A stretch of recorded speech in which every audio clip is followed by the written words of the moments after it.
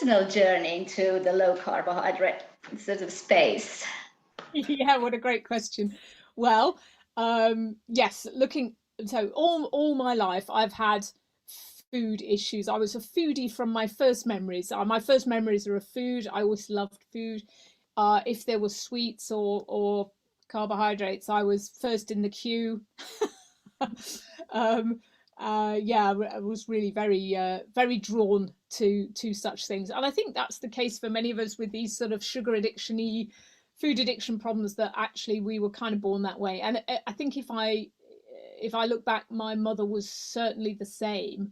So I don't think it was even that I learnt it off her. I think I learnt all the crazy dieting behavior off her, but I don't think I learnt that sort of natural tendency. I think it was just something that we both shared, really.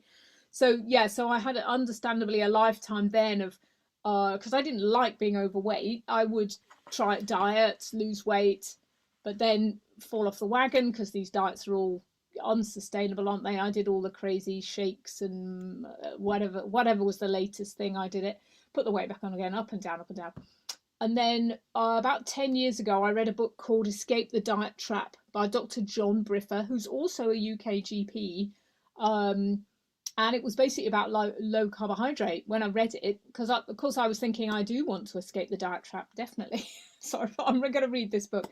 And he talked about low carb, and that was the first time I really heard about it and the benefits of it. So of course I thought, right, I'm going to have a go. I went because it's my character to go feet first, cold turkey into anything, and I wasn't on any medication, or so that was okay. So yeah, obviously just a note to people listening that don't do that if you're on diabetes medications or high blood pressure medication. Go and check with your healthcare team first. But I wasn't, so feet first. Felt ghastly for about a week, like tired, headache, keto flu. Yeah. But on about day 8, which he'd said in the book would happen, the angels were singing, the lights came on, and I felt really fantastic. I felt energetic, cheerful.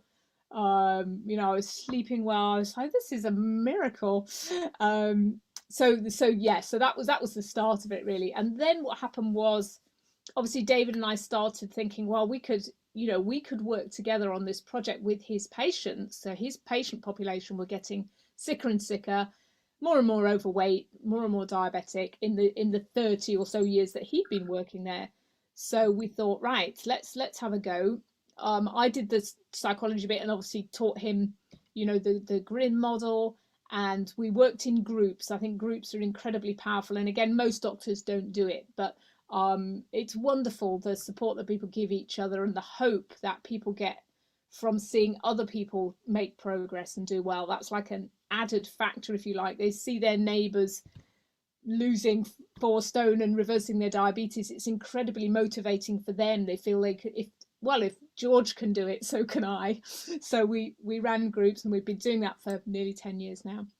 And we've been learning a lot about how to keep supporting people, how to help people who struggle more than others, who fall off the wagon. And that whole food addiction, sugar addiction uh, piece is so relevant for some people. And fortunately, because that was me, I could sort of understand it. And in that, because there are a proportion of people who really have a lifelong struggle with moderating sugars, grains, and ultra processed foods, and it's so much like like any other addiction, really. It's really hard for them to stay off them, but they feel much better when they do.